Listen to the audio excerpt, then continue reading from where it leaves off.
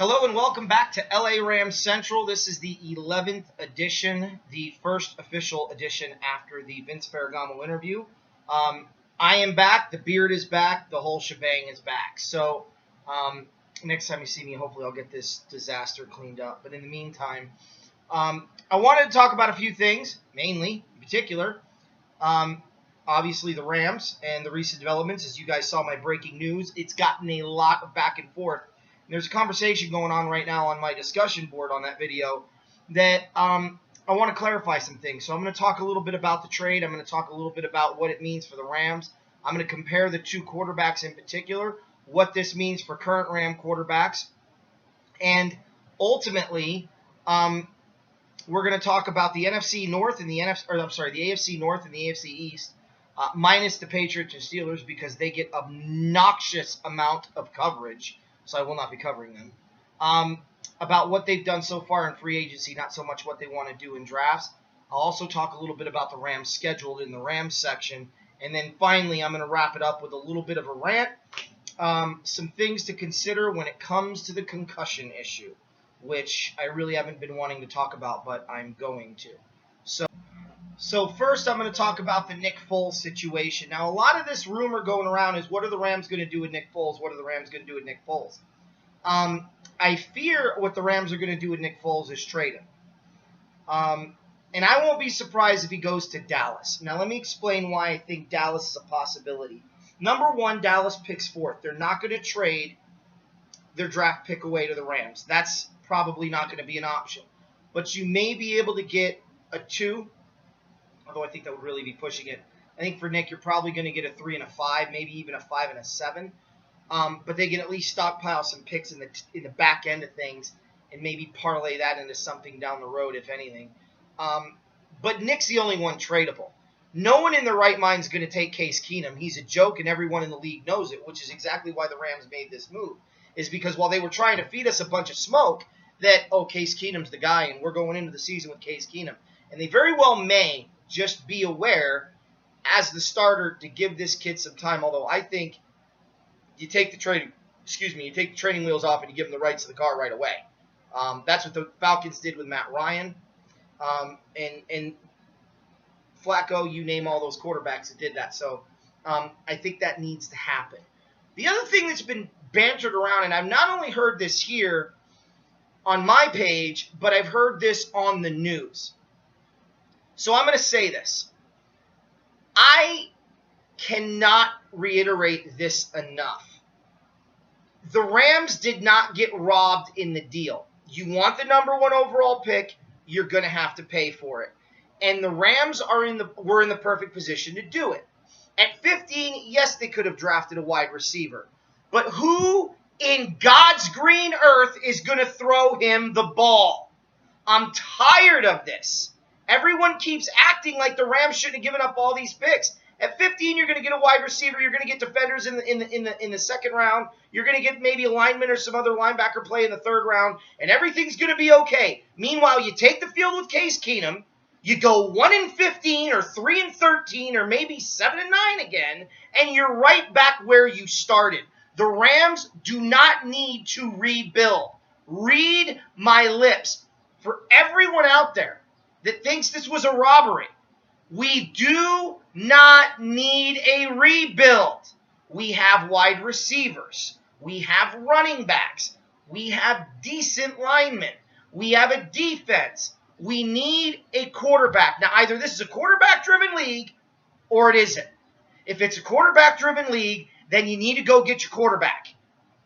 You need to go get your quarterback. And the quarterback right now that's out there that everyone's been talking up is Wentz or Goff. Wentz or Goff, Wentz or Goff, Wentz or Goff.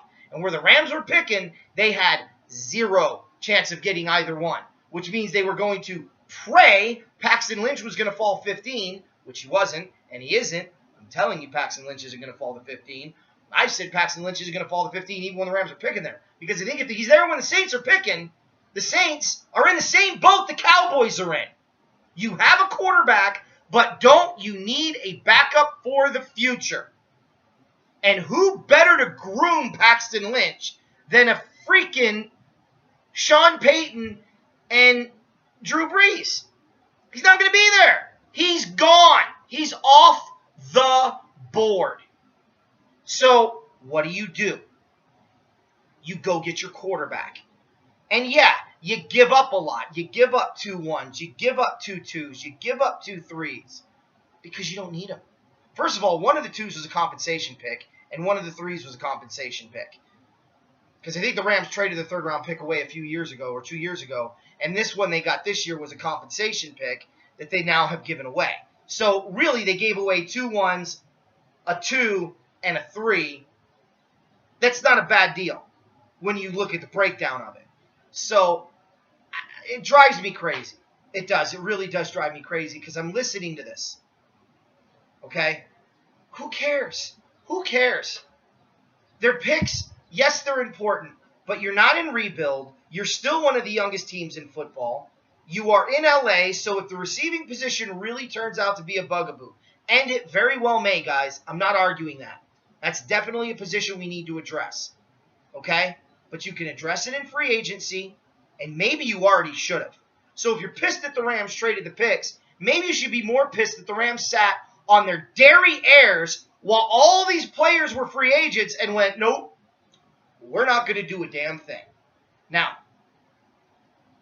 that's a valid complaint. But to complain that the Rams gave up this much to go get Goff is preposterous. Or go get Carson Wentz is preposterous. And that's the other thing that drives me crazy too. I've been listening for 3 months about Carson Wentz and Jared Goff being the guys of the future. They are franchise quarterbacks. Man, when Dallas was in position to get one of those two, I swear the media love affection for the Dallas, it was obnoxious. Like, I wanted to throw up. I'm like, get Jerry Jones in a room, stick your tongue down his throat, rub his thigh, because you're all excited about Jerry Jones and the Cowboys getting one of these two. Now that the Rams moved up, all of a sudden it's, well, you know, I don't agree with this move. None of these quarterbacks are really franchise quarterbacks. Why? Because your favorite team isn't going to get them? Now all of a sudden they're not a franchise quarterback? Because your favorite team has no chance of getting either one now. So now they're not franchise quarterbacks because your favorite team didn't get them. It's so obnoxious. I can't friggin' stand it. In the end, we don't know who's going to be a franchise quarterback. We don't. They may not be. They may be. But to change your tone because your team now isn't in position just irritates the crap out of me. So, now that I've got my blood boiled over that, I'm just going to say right now that it's exactly the move the Rams needed to make. You're going there. You're not in St. Louis. You're in LA. Go get your guy. And I'm going to compare Goff and Wentz here in a couple of minutes. But you needed to go get a quarterback. Because I'm telling you right now, if you took the field with Case Keenum, you would have sold out maybe half your home games. Maybe 3/4. But towards the end of the year, those seats that you had sold may very well have been empty because your team was so abysmal. And they didn't feel like watching Case Keenum go to the game and have a 20% completion percentage with a 7.1 freaking quarterback rating, 19 interceptions on 18 completions. 19 of them. 18 interceptions on 19 completions, and 18 of them to the other team. Which technically are incompletions, I understand that, but you get the point. And nobody wanted to see that. Nobody did. Nobody did. Now, they're in position where you get a guy. So, here's the other thing I've been hearing. Do the Rams start their quarterback? They think, yes. And I love this talk of, well, you know, maybe they shouldn't start him, or, you know, they're not. Matt Ryan, Joe Flacco, Andy Dalton. Do you want me to keep going? These are all quarterbacks that were drafted in year one and led their team to the postseason. Ben Roethlisberger. Technically, Tom Brady, his first year starting, even though it was 3 weeks into the season. And who cares if it's a Peyton Manning situation? If the guy's good and he's got talent, but it's not going to be a Peyton Manning situation because their defense is better. And our line is better. And our running back is better. Nah, that's not true. The Colts had Marshall Faulk. But they're more inclined to use Faulk, or use Gurley than the Colts were to use Faulk when they got their brand new toy. Plus, the receiving core is about comparable. So, The difference for me is the defense. You're in a position right now, if you were the Rams, that you have a top-notch defense that's ready to lead you to the Super Bowl. You have that caliber D. Now, I know we lost some pieces, but guys, I can't be more excited about the Dante Whitner potential signing. Dante Whitner visited the Rams. If they sign him, they've made their secondary already better this year than it was a year ago.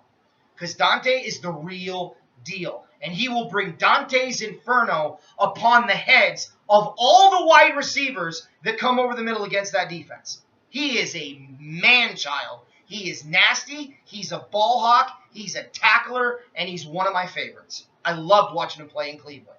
So if we do sign him, with him and TJ, the assassin McDonald, good luck. There's going to be a lot of penalty flags because we're going to be killing people and a lot of stretchers. Get your paramedics ready. Get your healthcare pieces, paperwork in order because someone's going to die because they're that vicious over the middle. So I'm really thrilled with that. Coupled with the fact that, we're getting better. So for the next 5 minutes, I'm going to talk about comparing who the Rams should get because really, I don't know. You can't lose with Goff or Wentz, but I'll go with my opinion on the matter. So, Carson Wentz or Jared Goff. So let me go into each. Jared Goff from the University of California. 6 foot, 6'5", whatever it is. Skinny, mobile, from the same college Vince Ferragamo came from. He's got, and I'm going to say it because no one else is, he's got the build of Joe Montana. Tall, skinny, lanky, and oh, by the way, 9-inch hands. Joe Montana had 8.5.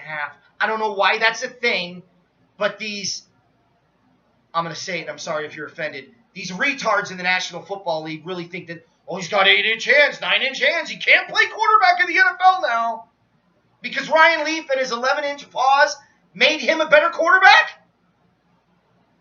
Because Case Keenum and his 10-inch paw makes him a better quarterback. You understand how stupid that sounds? Like I lose brain cells listening to ESPN. I really do. And the NFL Network, oh my God, I get dumber. I get dumber. Like, I lose years of education listening to the NFL Network. And the morons on the radio? There's some levity there. Some of them get it. But honest to goodness, hand size?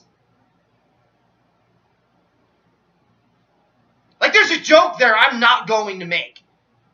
Fill in the joke. I'll give... Okay, good. You got your joke time in. That's the joke. Right? The joke's there about hand size. You need your hands as a quarterback to throw the ball. Joe Montana had like an 8.5-inch paw, and he threw to 4 Super Bowls and won 3 MVPs in the Super Bowl.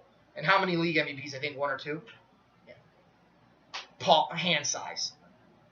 Okay, so he's got the build, lankiness, the mobility is in question. So some people want to ask me, and they've asked me, they said, Anthony, don't you think his mobility is maybe less like Joe Montana because Joe Montana was mobile? And, maybe more like a Jim Everett. Doesn't that scare you? I don't compare him to Jim Everett because he's too skinny. Jim Everett had even at least a little bit more beef to him. He's not mobile yet, but he hasn't had to be at Cal. He's gotten some clobbered, and I know he fumbled a lot, and that's the other thing on him, which they equate to hand size, which I equate to getting destroyed from behind when you're trying to throw the football. That's going to jar the ball loose. I don't care what size paw you got. Last time I checked, Ben Roethlisberger was fumbling a whole crap load last year from getting destroyed in the pocket. I don't think they mentioned his hand size too much. I might be wrong, but maybe that's because he fit the narrative. So what is Goff good at? Goff comes from Cal Berkeley, which is a big-time school. And I don't think that means anything, except that potentially the competition is far more comparable that he was seeing at Cal than what Wentz was seeing at South Dakota State. Neither one of them have been under center, and neither one of them have had a running back like Todd Gurley. So, check for benefit there. What I like about Goff is he's got a chip on his shoulder.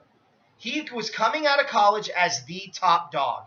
And then Carson Wentz came out of nowhere and really started getting a lot of this cred. And he saw his notoriety just plummet. Goff. And I think he might have taken it personal. And I think if the Rams do decide to go with him over Wentz, I think he's going to have something to prove. And I think he's going to really make an effort at proving that point. The other thing I like about Goff is he's level-headed. Listening to him talk, having him understand the situation, he gets it. I don't know if being in California is going to, some people, and I can't really argue that it's not. Being in California already at Cal Berkeley, yeah, that's a big deal, but you got to understand, up north, Cal Berkeley, in Northern California, where the atmosphere is like, peace and love, man, we're at Cal Berkeley, home of the Golden Bears, man. Smoke a joint, relax. Everything's cool. Like, that's the atmosphere he's coming from. So to go from that to LA, where everything's going to be like, and moving 100 miles a minute, it is equally challenging for him. The fact that he's in the state of California doesn't mean anything. Cal Berkeley is not a football mecca. There's no pressure to win there. There isn't. And maybe that's a good thing for both of these guys as well. So to finish up with Goff, the other thing that I like about him is I like the attitude. You know what? The moment isn't too big for me. I'm going to do what I can to prove I'm as good as I am. I love the deep ball. I love I love the accuracy. Like I said, I love the deep ball. I love the accuracy on the deep ball. But I look at him and I say two things. Can he convert third and short? Because Case Keenum couldn't. Nick Foles couldn't. Can he complete third and short? Yeah, I think he can. Can he throw the ball and take a hit? We'll see. But I think having been at Cal, where he's done it a bit more, I think he can. So that brings me to Carson Wentz. North Dakota State. What about him? Again, he's coming from North Dakota State. Now, I'll tell you what I know about North Dakota. North Dakota right now is in an economic boom because of the oil industry that's been just exploding up there. Okay? So there's a lot going on. The pace of life has really picked up in North Dakota. So much so that I think it's actually comparable to the pace of life at the southern part of California, the San Francisco, Cal Berkeley area. So I think that's a wash. But I love Wentz's demeanor. I love his confidence. I love his deep ball as well. I love his accuracy. And I love the fact that he's coming from a team that's won a ton of championships. 4 in a row. He knows how to win the big game. And while the competition may not be as good, he's been in championship games and he's won them. So that's the advantage for Wentz. So, and like Jared Goff, I think he can throw and convert the third and shorts and keep the chains moving. I think he's talented enough to do that. And he's got the added benefit of being a bit more mobile.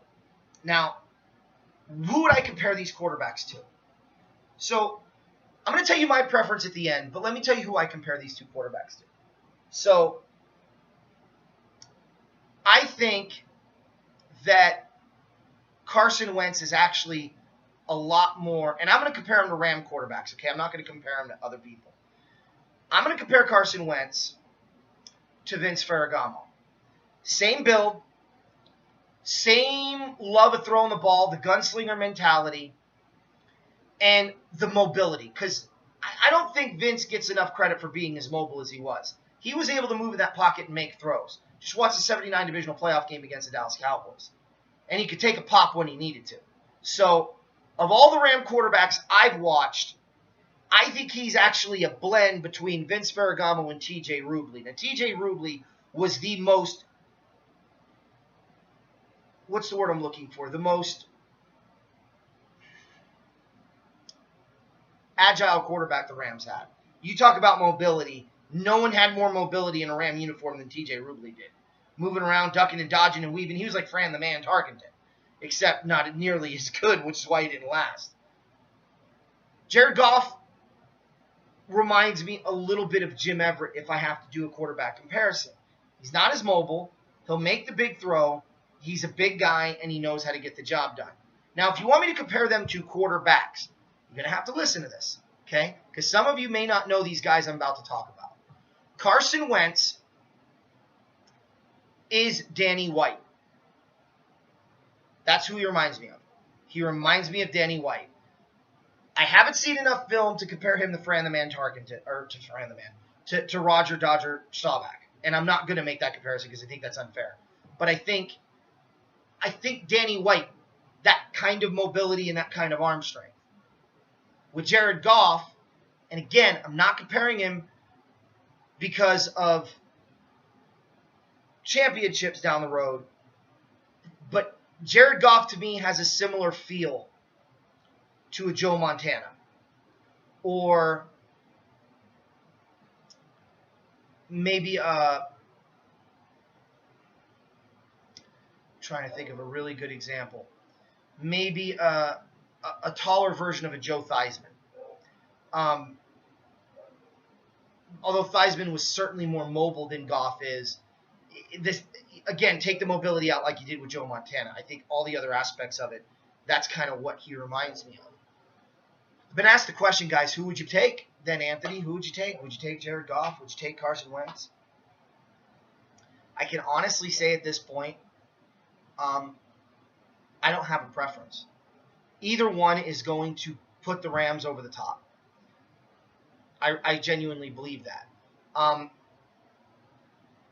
I guess for me, you have 3 years essentially at the Coliseum, 16, 17, and 18, to turn yourself into a solid quarterback while starting.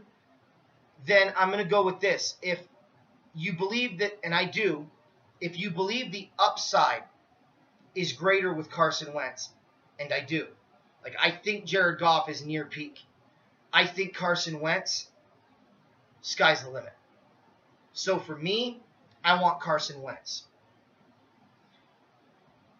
I think the Rams are, however, going to get Jared Goff, and I'm not disappointed with that.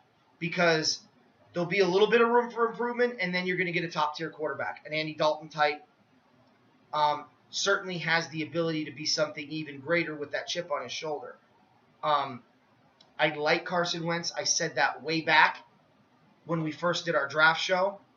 And I still would love to see the Rams get Carson Wentz, but I won't be upset if they go with Goff. And there's a lot of popular belief out there that that may be indeed the direction the Rams are going to go. So we'll wait and see.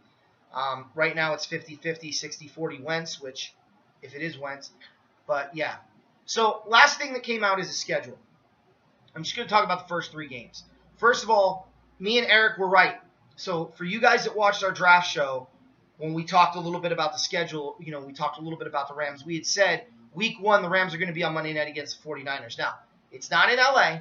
It's in San Francisco. But we called it. The Rams will be in San Fran week 1 on Monday night, and the Rams are going to win that game. They're going to come home and beat Seattle in week 2. No question in my mind they're going to beat Seattle. And then they go to Tampa Bay, I believe it is, to play the Buccaneers in week 3. That's another game I think the Rams win running away. So they're going to be 3-0 when they come back home for their 4th game, which is a home game against, I can't remember who it is off the top of my head. I want to say it's Buffalo. So, again, looks like we actually could get off to a smooth start here for once, provided we stay healthy through spring ball and healthy through preseason and into the season, and these guys mesh as well as they do. We got to sign Dante Whitner, guys. We got to sign him. Next part of the show, I'm going to do briefly the AFC East and AFC North, so stay tuned. The Jets have done a lot. I'm going to start with the New York Jets in the AFC East.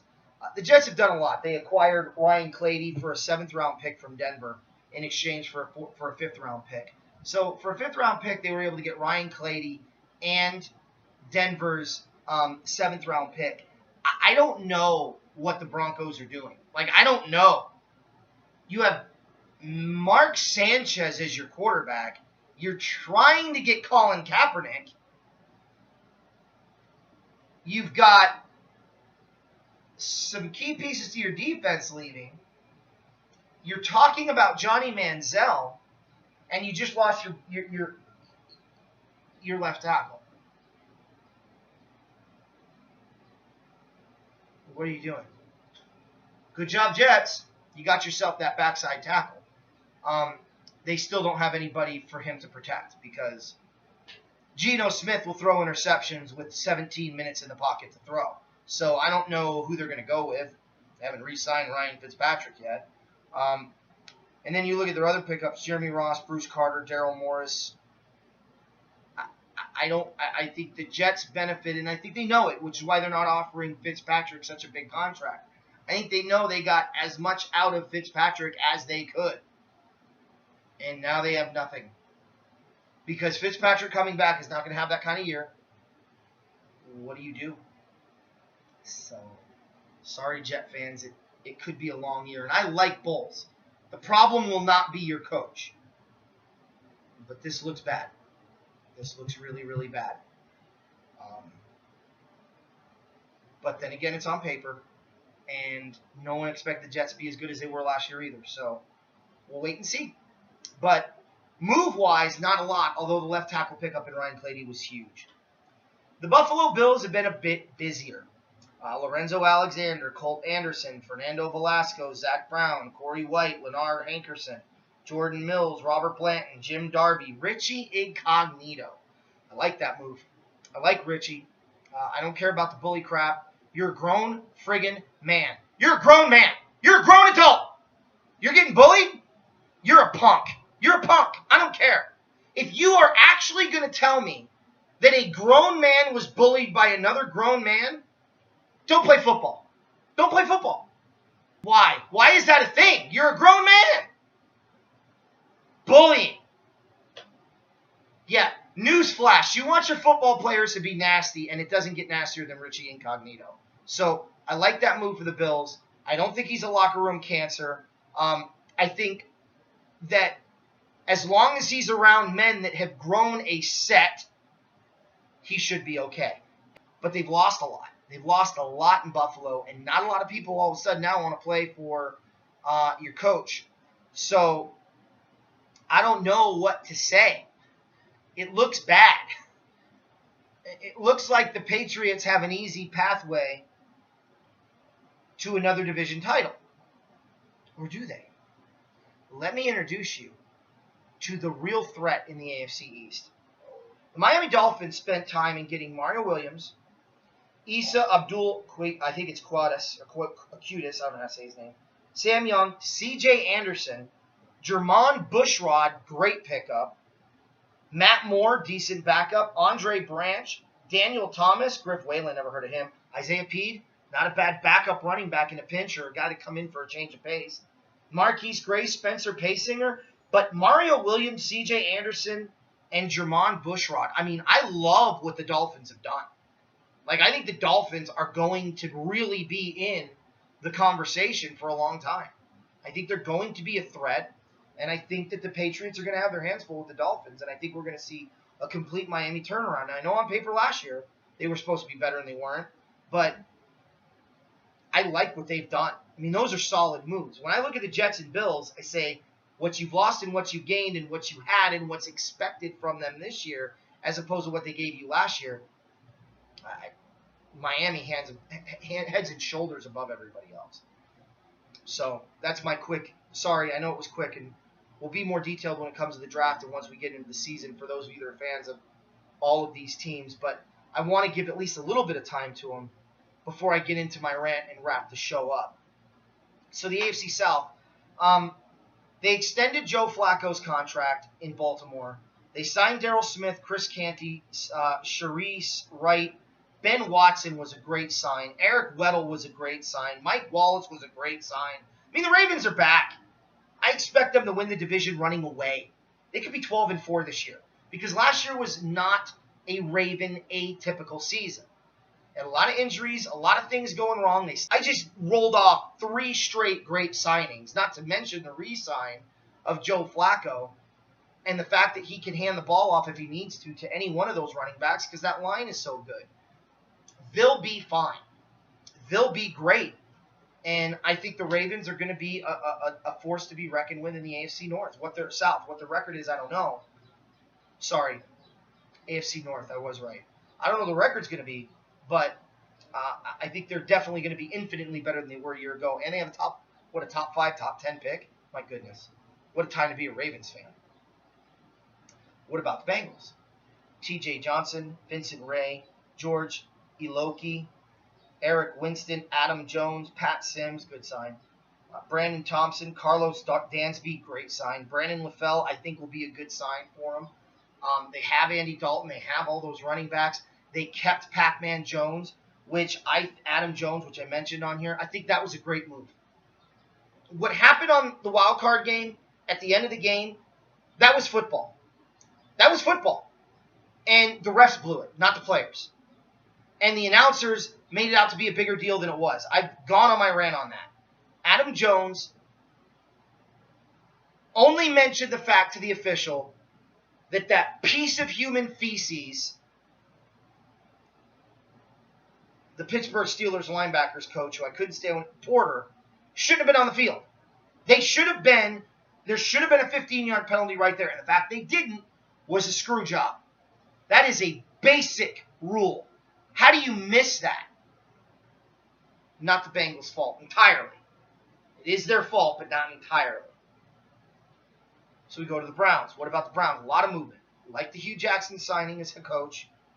Tank Carter, Jamie Metter, Raheem Mostert, Alvin Bailey, Justin Tuggle, Dwayne Board, Demario Davis, Raheem Moore, Terrell Pryor, RG3, great pickup. Austin Patsar, Caleb Johnson, Travis Coons, Darius Jennings, and Chase Ward.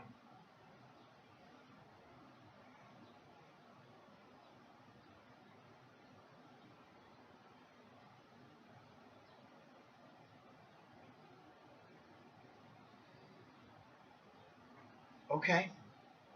Sorry, Cleveland. I like the RG3 signing. I like Dwayne Board. I think they can use him better than the previous coach did. Of course, I can get an infant that doesn't know how to crawl yet to do a better job with Dwayne Board than the worst coach since the 80s. God, I can't think of the guy's name. I think he's that bad. Cleveland, you're re-signing a whole lot of who and whys.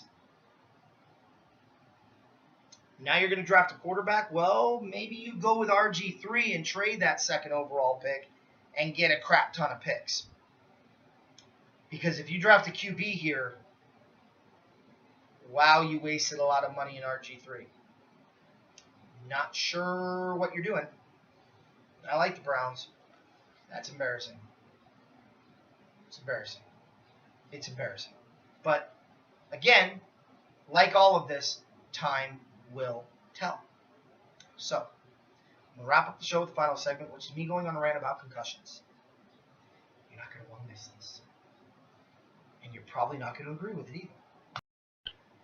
Concussions. Okay. Where do I begin? I played football from the age of 8 to the age of 19. I played tackle football without pads as an adult from 20 to 23. I have coached football from the age of 21 to the age of 35. So I've been in football from the age of 8 to the age of 35. So that's essentially 27 years. And in 27 years of playing and coaching, I have seen concussions, a grand total of all those years, a legitimate concussion,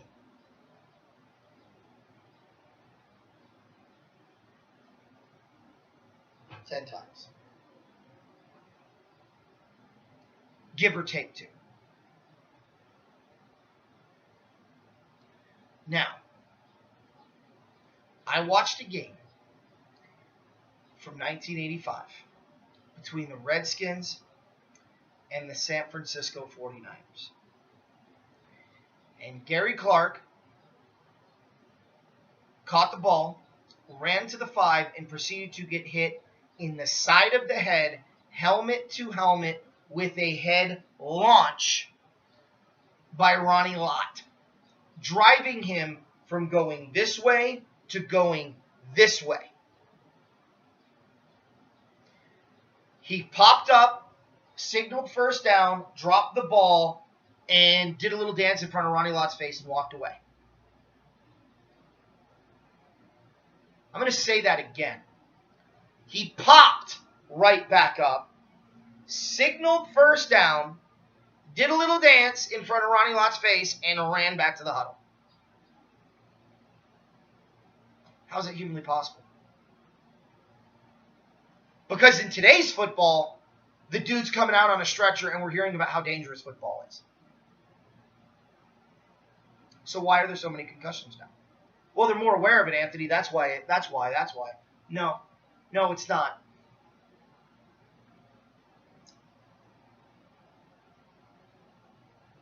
This is a theory. You can disagree. You can agree. You can research it. You can say whatever you want. You can say I'm out of my mind. When I played, there is a difference, and let me just say this now as a player. There is a difference from getting your bell rung and shaking out the cobwebs and a concussion. I got a concussion. I know what a concussion feels like. And I know the difference. Okay? The signs are way different. When you get your bell rung, there's a ringing in the ear. You get a little hazy. Not foggy, not dizzy, hazy. Kind of like when you first wake up in the morning. You have to kind of clear that out, shake it off. And there is, in fact, you actually get an additional adrenaline rush when you're coming out of it. That's getting your bell rung or shaking out the cobwebs. A concussion causes tremendous dizziness, disorientation, continuous. Okay? That's the key word. Continuous disorientation, meaning you're staggered and you recover and you're fine. No. This is you stagger, you recover, and you're still staggering. You're looking off into an...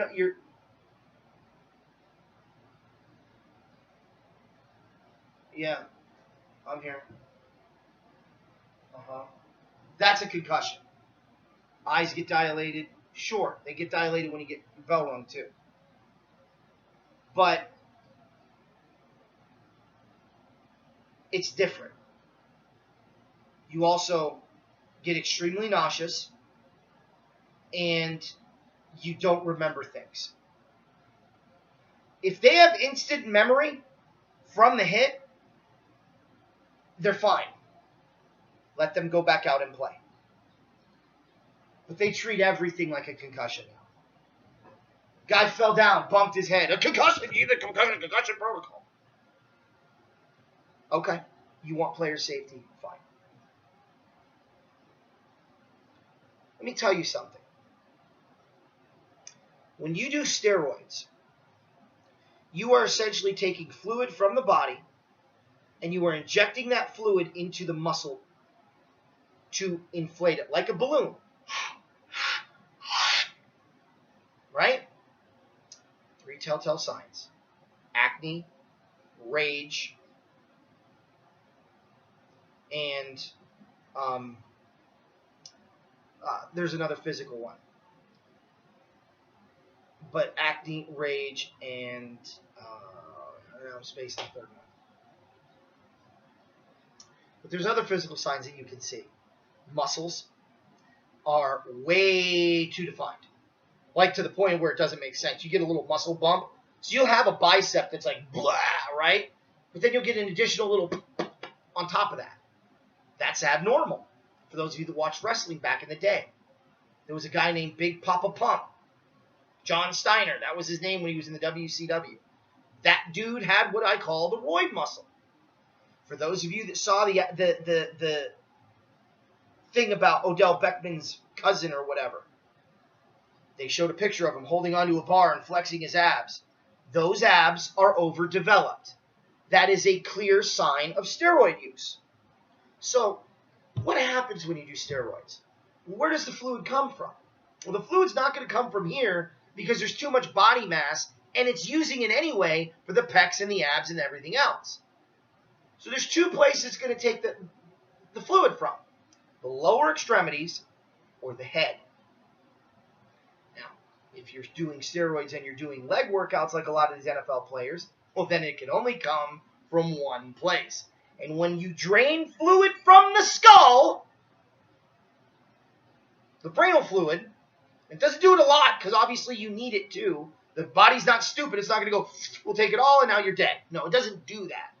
But it does take enough that the brain doesn't have the, because here's what your brain does.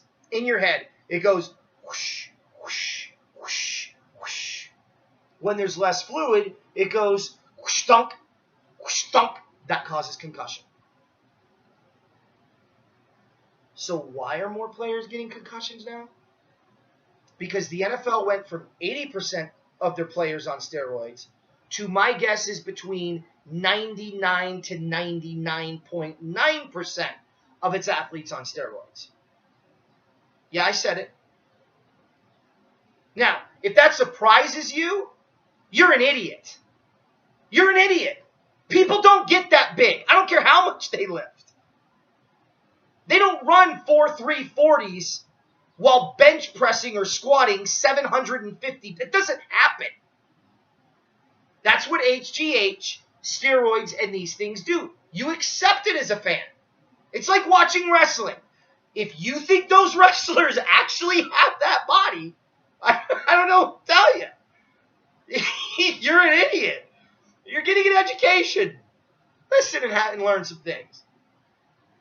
There's no question. It doesn't bother me. But what does bother me is the NFL acts like it has zero steroid use in the league. What are we going to do with these concussions? How about you put the needle down for a season? Let's see what that does to your concussion rate. Because you watch these games from the 80s, they look smaller than the college guys now. Gary Clark looked like the Chandler High School wide receiver that won All-State this year. Same build. A professional football player. Joe Montana looked like the quarterback I coached at Chandler Prep 5 years ago. Like, they weren't like they are now. Unless you're Ben Roethlisberger, then you're just stuffing cheeseburgers down your face and raping girls. But that's another story altogether. So, what do? You put the needle down. That's what you do. But the NFL doesn't want to address that. Why? Because it's a bigger problem. See, the NFL thinks we're all stupid. And they think that if their fans go, oh my God, the NFL's on steroids? Oh my God, I can't watch it anymore. No, kid, you can't watch. We're not going to. The reality is, if that comes out, that's not going to be the reaction because we all know, most of us, except for those of you that were surprised. But what's going to happen is these kids that are growing up that are playing the sport are going, no, I'm not doing that. I'm not doing that. I'll go play baseball or basketball. Although that's another story too. I'm not doing it. I'm not going to throw my life away for a paycheck. You know who will? The inner city kids. They will. Taking their already messed up situation and making it worse.